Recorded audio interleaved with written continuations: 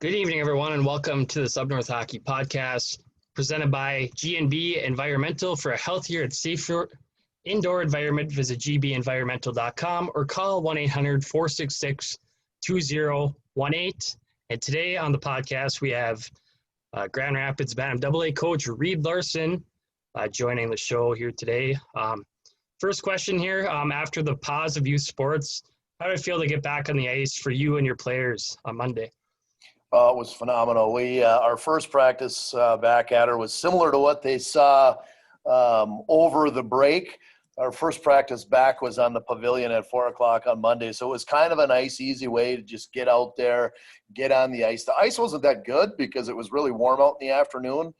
So we just had a little bit of fun. We just shot some pucks around a little bit, got moving a little bit later on. But it was just fun to get out there, chit-chat with the kids, be able to be there with my assistant coaches and get back out there.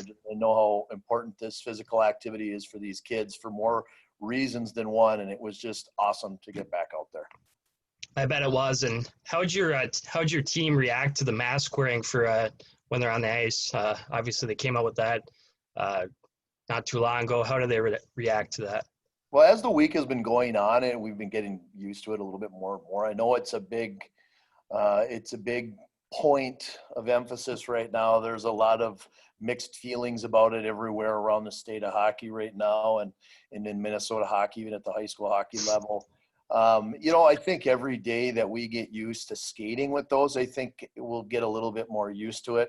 I guess for me, I would probably have to compare it to when I was in high school. I made an elite team that went out to Vail, Colorado, and I played in Vail in a tournament, and we played at a mile high altitude. Yep.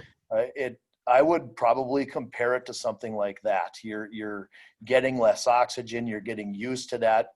We were there for 5 days when I was in Vail, and it literally took 4 days to get used to it. The fifth day is like we were playing a normal game in Minnesota. So I would think that kids getting used to this, give them a week or 2 weeks, and I think they'll probably start to be okay with it. And obviously games are going to be a little different too. Now you got to try that out too. Practice is one thing, but, skating as, hard in games, that's going to be another factor. That's going to be, it's going to be tough to get used to that as well. But hopefully as time comes here, your team gets used to it. And for any players across the state. Yeah, I think, the game situation, and you can probably attest to this, is not only do you take care of Up North Hockey, but you're a referee too. So maybe you can attest to this too. But I'll tell you, as a coach, when a guy jumps over the boards with a mask on and he starts skating and playing the game, that mask isn't going to stay up the whole time. It's going to start to slide down their face. Sometimes it goes up, down, around their chin. It's not in a situation or place where it's going to choke a kid, but I can tell you right now, after 10, 15 seconds of skating hard, that thing's going to slide down, and they're not going to take their glove off and stop in the middle of a shift to slide it back up. And I got to venture to believe that the referees are not concerned about worrying about whether a kid is pulling his mask up in the middle of a game. The referee's responsibility as a ref is to take care of the in-game rules. And you can correct me if I'm wrong, but I don't know what referees are thinking.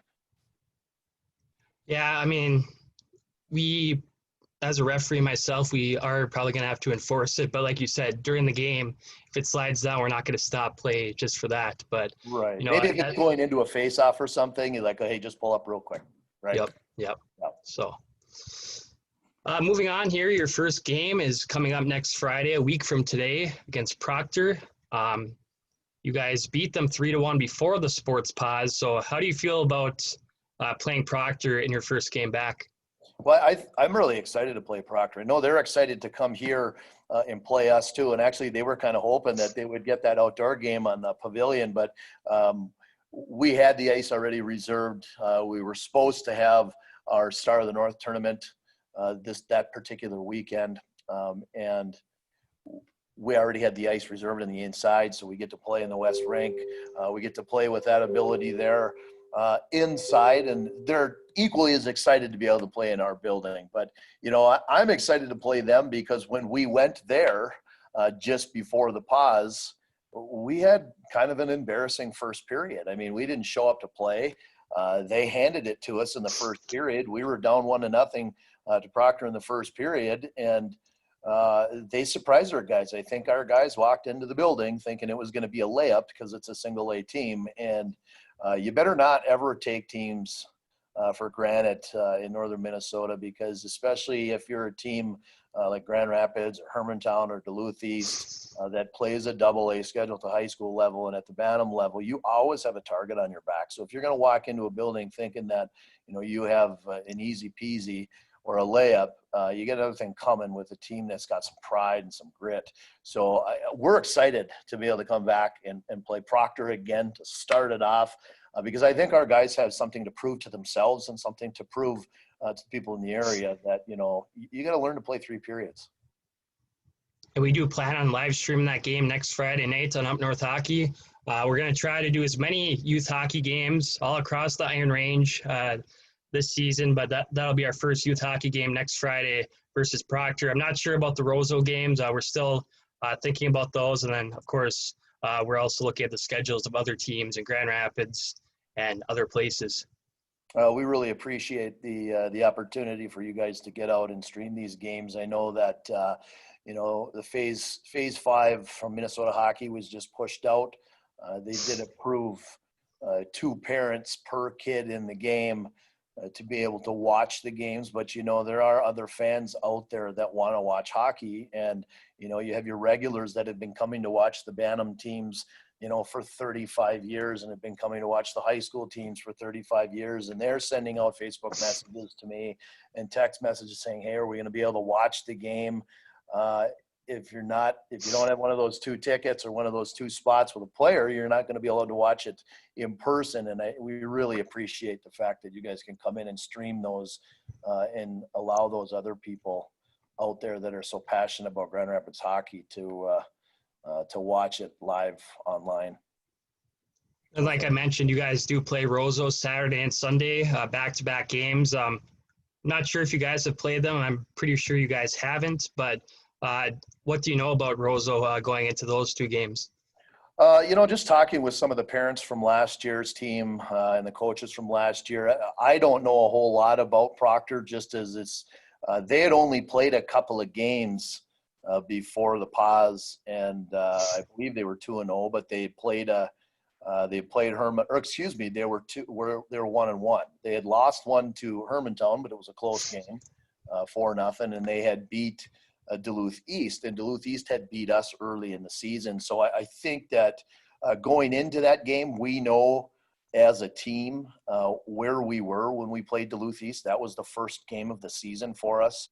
We had a couple of guys out in quarantine because of COVID. We just weren't sure who we were then.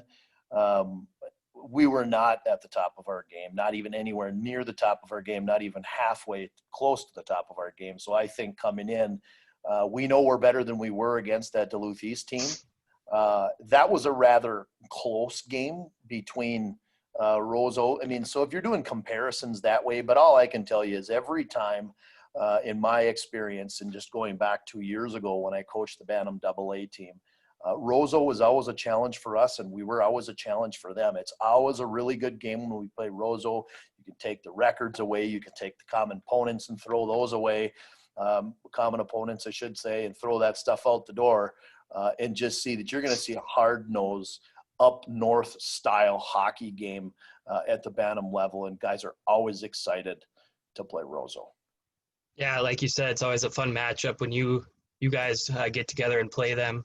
And same thing can be said for high school too. Grand Rapids Roseau, a big rivalry game. They've been in the state championship before for high school. So yeah, very, very fun matchup. 2 matchups coming up against Roseau on Saturday and Sunday at the IRA Civic Center. So to finish things up here, I'm just going to ask one more question. Are we going to see a broadcaster read Larson this hockey season? Yeah, you sure will, Blake. We just got done here as of late putting together the My9 schedule. So you'll see some. I made a commitment at the very beginning of the season, or I should say at the very beginning of the time that I accepted this Bantam position back in May, that my first priority when hockey season hits is going to be my team, my Bantam AA team. But if there's an opportunity or two or three or four where we can maybe manipulate our practice schedule a little bit here at the Bantam level, so that allows me to go out and do some of the analysis that I do with my nine, then I'll do those games. And I've been in contact with Mesabi Community Television as well as my nine, and I think I'm going to get about 7 or 8 games this year of high school games. You probably won't see any of the Fox Sports North with Reed Larson on them. I think UMD has been very careful, and for good reason, as to who they're going to use, not bringing in too many outside people, with the risk of exposure from different areas.